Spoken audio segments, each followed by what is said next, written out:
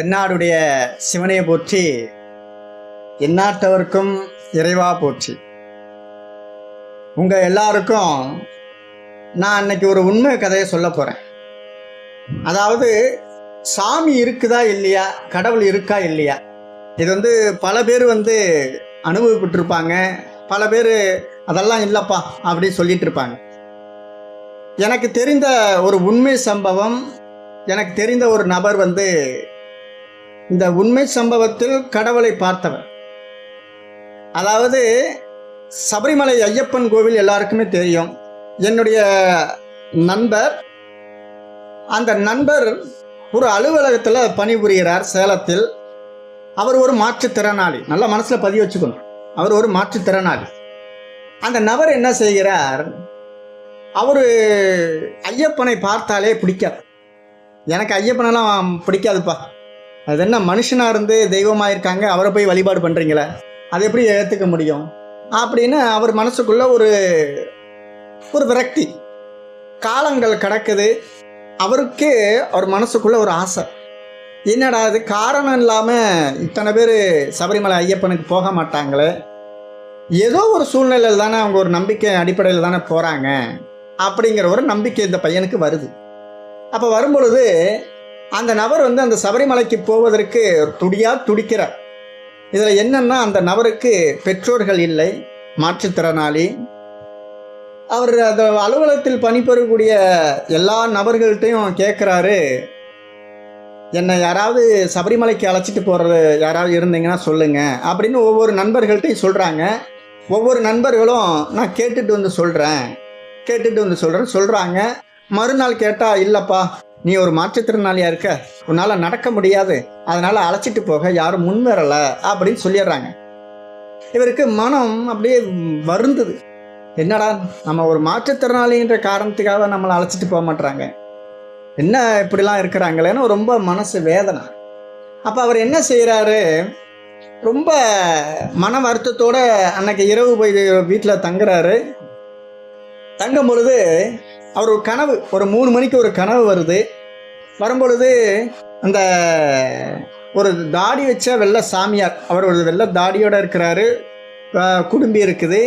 இதோட அவர் சொல்கிறாரு, தம்பி நீ அழுகாத, உன்னை மணிகண்டன் அழைச்சிட்டு போவான் அப்படின்னு சொல்கிறாரு. அப்போ மணிகண்டன் அழைச்சிட்டு போவான்னு சொல்லும்போது இந்த பையனுக்கு முழிப்பு வந்துடுது. முழிப்பு வந்துட்டு இது கனவா அப்படின்னு விட்டுறாப்புல. அன்னைக்கு எப்போதும் போல் அலுவலகத்திற்கு போகும் பொழுது அவர் அலுவலகத்துக்கு உள்ளே நுழைகிறார்.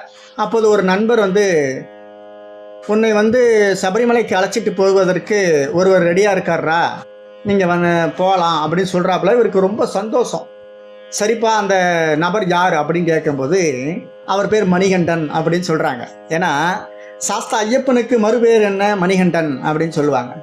சரி, இதெல்லாம் ஓகே. அப்புறம் இன்னொரு அதிலே ஒரு ஆச்சரியமான விஷயம் என்ன அப்படின்னு பார்த்தீங்கன்னா, அந்த நபர் அழைச்சிட்டு போவதற்கு எல்லாம் ஏற்பாடு பண்ணிட்டாரு. குருநாதர்கிட்ட பேசணும் அப்படின்னு சொல்கிறாரு. இந்த நபர் என்ன பண்ணுறாரு, குருநாதர் நான் இப்போவே பார்க்கணும்னு சொல்லி மதுரைக்கு புறப்பட்டு அங்கே போய் குருநாதரை பார்க்க போகிறார்.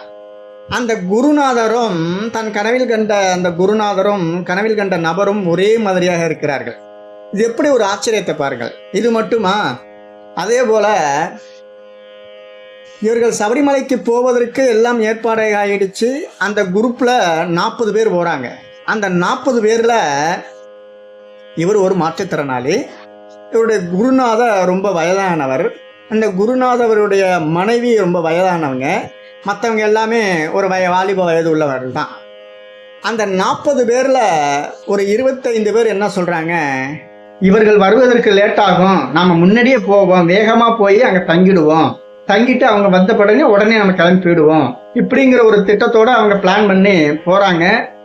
இந்த மாற்றுத்திறனாளியான நபர் முதலில் பெருவழி பாதையில் போகிறார். பெருவழி பாதை என்பது எவ்வளவு கடினம் என்பது போனவர்களுக்கு தான் தெரியும். போகும்பொழுது அங்க ஒரு ஆச்சரியம் என்ன அப்படின்னா, இந்த 25 நபர்களில் இந்த மாற்றுத்திறனாளி, இந்த மணிகண்டன், அந்த குருநாதர் மனைவி இருக்காங்க இல்லையா, இவர்கள் எல்லாரை விட கடைசியால் வருகிறாங்க. ஆனால் மற்ற நபர்கள் எல்லாம் முன்னாடி போயிட்டாங்க, ஐயப்பன் கோவில் கிட்ட போயிட்டாங்க. இந்த 4 பேர் மட்டும் கடைசியா வர்றாங்க. இந்த 4 பேர் கடைசியா பொறுமையா நிதானமா உட்கார்ந்து வர்றாங்க. மற்ற நபர்கள் எல்லாம் அங்கே கூண்டில் போட்டு அடைச்சி வச்சுட்டாங்க, கூட்டம் அதிகமானதுனால. இப்ப என்ன ஆச்சு தெரியுங்களா? இந்த பொறுமையா வந்தாங்க பாருங்க, இந்த பொறுமையா வந்தவர்கள் தான் இந்த 40 நபர்கள்ல முன்னாடி போய் சாமியை பார்த்தது.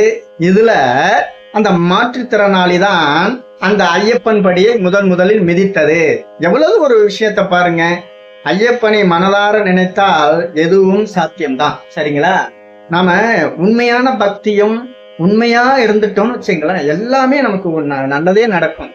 அதனால இதெல்லாம் ஒரு உணர்வு பூர்வமா நாம உண்மையா இருந்தது தொட்டு நமக்கு இப்படியெல்லாம் ஒரு பகவான் நமக்கு நல்லது செய்கிறார். சரிங்களா? அந்த மாற்றுத்திறனாளி நபர் சொன்னீங்க இல்லையா, அது வேற யாரும் இல்லை, நான் தான். ஆமா. அதனால என்னுடைய அனுபவங்கள்ல நான் ஆன்மீகத்தை வெறுத்தவன் இன்று ஆன்மீகவாதியாக இருப்பதில் நான் பெருமை கொள்கிறேன் என கூறி இந்த வாய்ப்பினை எனக்கு வழங்கிய உங்கள் அனைவருக்கும் நன்றி. வணக்கம்.